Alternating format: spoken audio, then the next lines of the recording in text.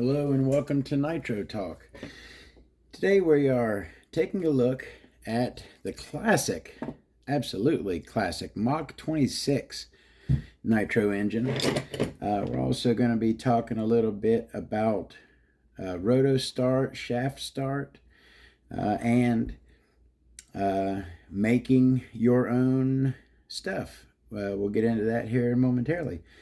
Please like and subscribe if you're into nitro engines and anything related to the nitro side of the RC hobby. Let's go ahead and hop into here. Now, where I was going with making your own stuff. Now, as you can see with this Mach 26, I don't have a roto start on here. I have this shaft start backplate. I also have that shaft start back plate on this SH28 right here.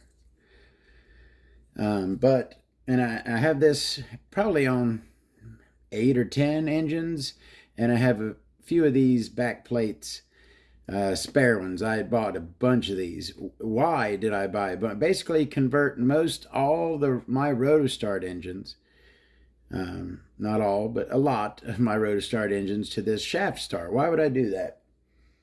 Well, rotostart shafts are not cheap. I went and looked. Right now, you could actually get a Racer's Edge one, an aftermarket one for the HPI rotostart for like $9 shipped, which ain't bad. But I remember at a time, I don't know exactly why, but rotostart shafts were in short supply, and you were paying like $20-25 for a rotostart shaft because they have that, proprietary end. While a shaft start, all it is, it's a 6mm hex, right? That's a 6mm hex key.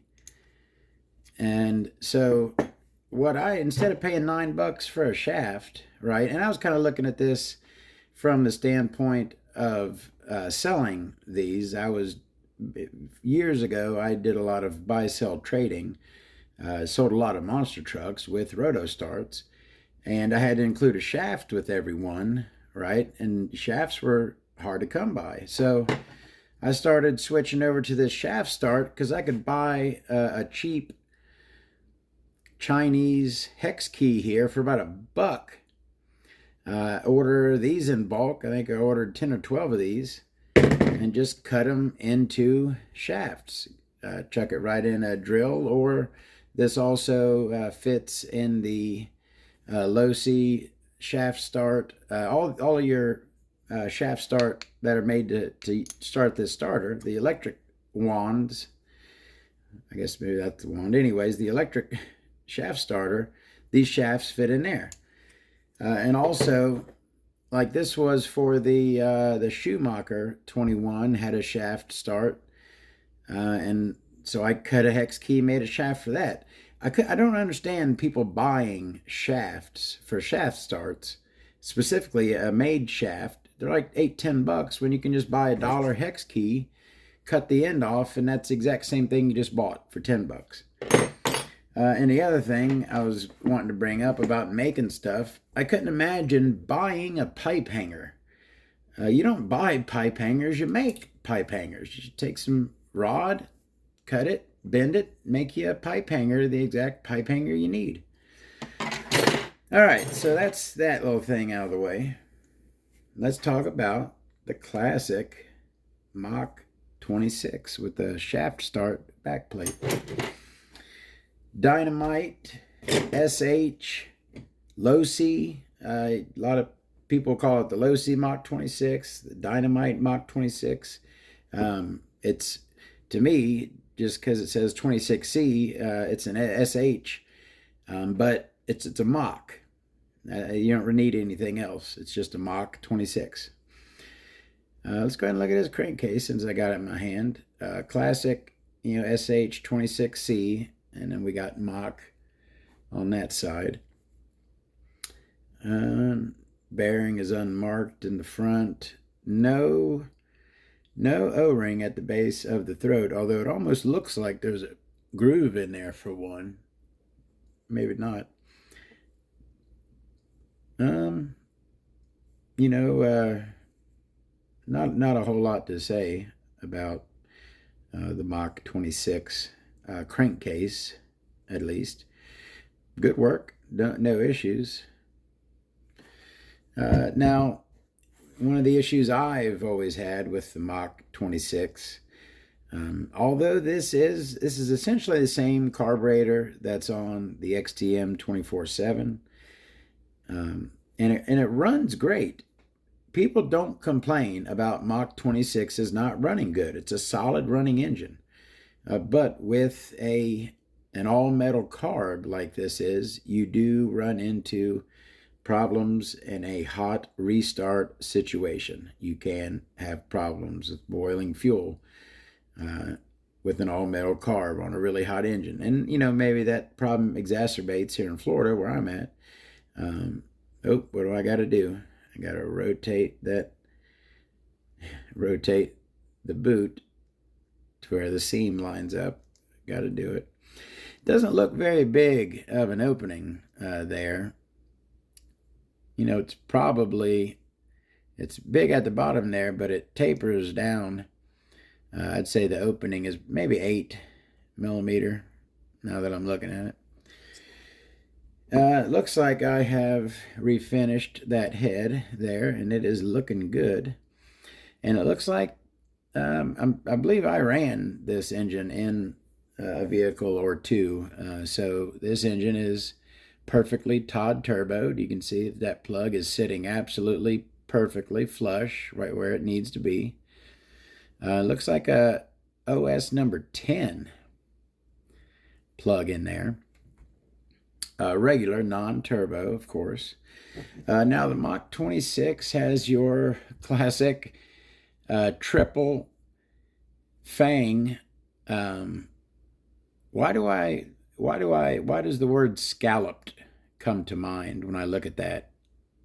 I don't really know why, but I look at that triple fang and that's scalloped. All right.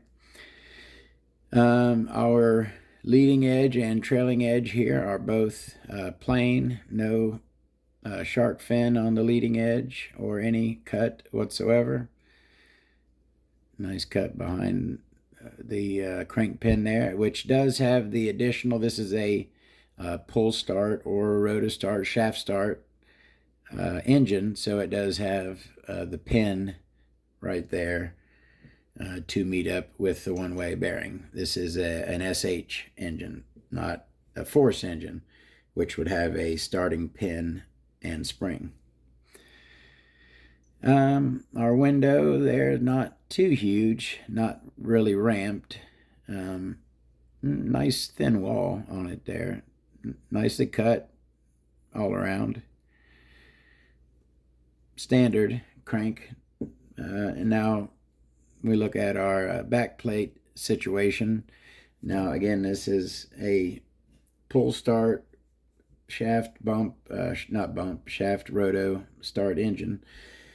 So you'll have a one-way bearing internal and an external starting shaft, which goes through the back plate into the one-way bearing. Now, the other thing I like about these shaft starts here, they're so simple. It's just one piece, no gears to get messed up. It's just one solid piece and a bearing for that piece to ride on. That is it, and a case to hold it all together. And where your pull start or roto start would sit, you just set that on it, and now you have is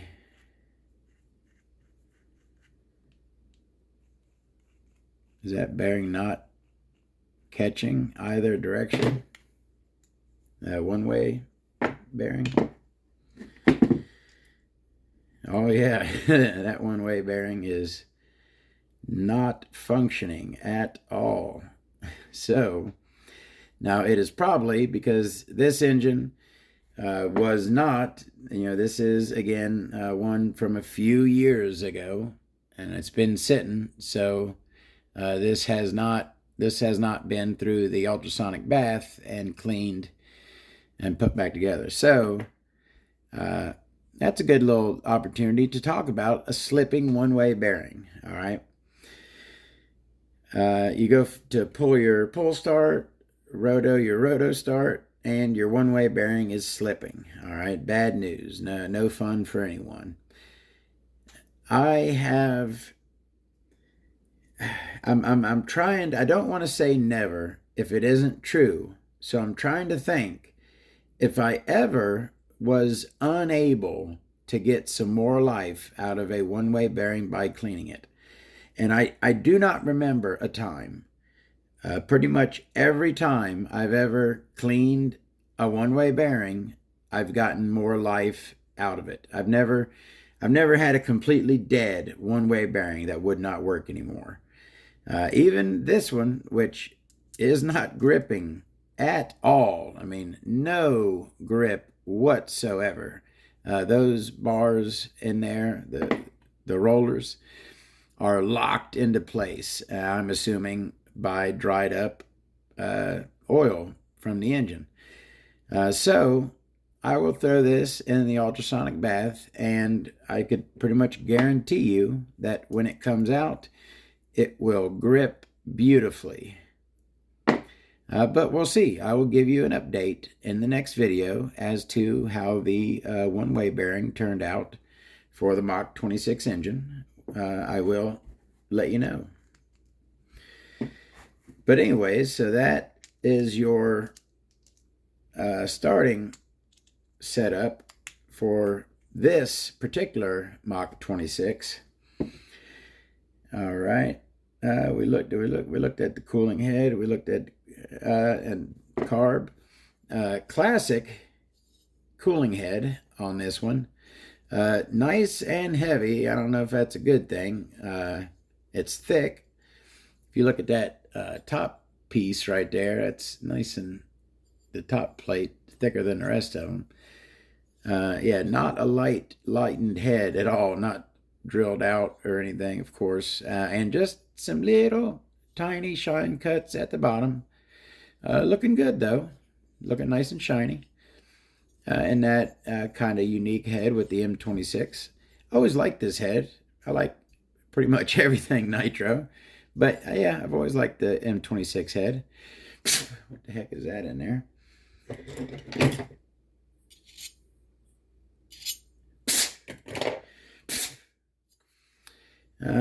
So yeah, that's the head. Let's go ahead and check out that. Oh man. Yeah, this engine certainly needs to go in the ultrasonic bath. Look at that. I mean, I obviously can move it, but that thing is, holy, I've never felt a connecting rod that is that gummed up. Yeah, that is very stuck. Yeah, this is going right in the bath as soon as I'm done with this video. Why didn't I do it before I make the video? I sometimes do videos on engines that come freshly out of the bath. I don't know. I grabbed it, took it apart, made the video. I mean, I don't really, should I do a certain thing every time? I don't know, maybe. It's good you run into stuff like this, so I can let you know that's no problem. That's just some gummed up oil right there. It's not that like it's a problem. It's going to hurt anything. You just need to, like I'll show you, you could use fuel. Nitro fuel will dissolve that oil really, really quickly. As you see, I'll give it a couple back and forths, maybe a couple in and outs, and as you can see, that nitro fuel, which now I have a little cup of here, but as you can see, that nitro fuel has freed up that connecting rod, easy as pie.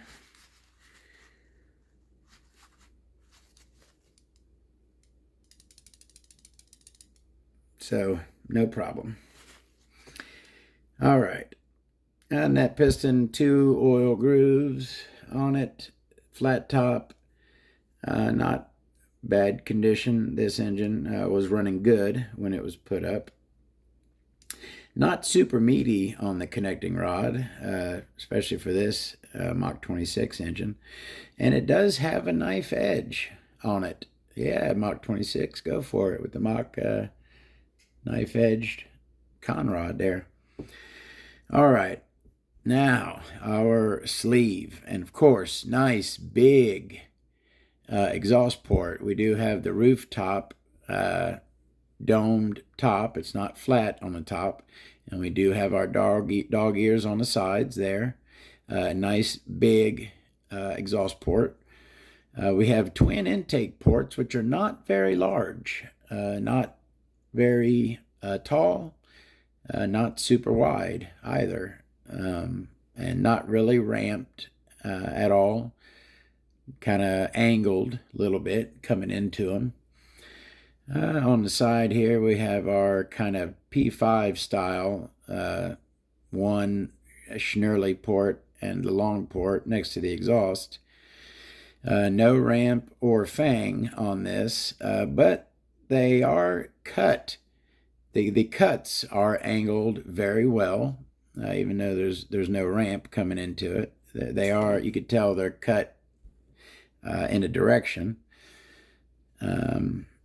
Yeah, that's not a whole lot going on with that sleeve.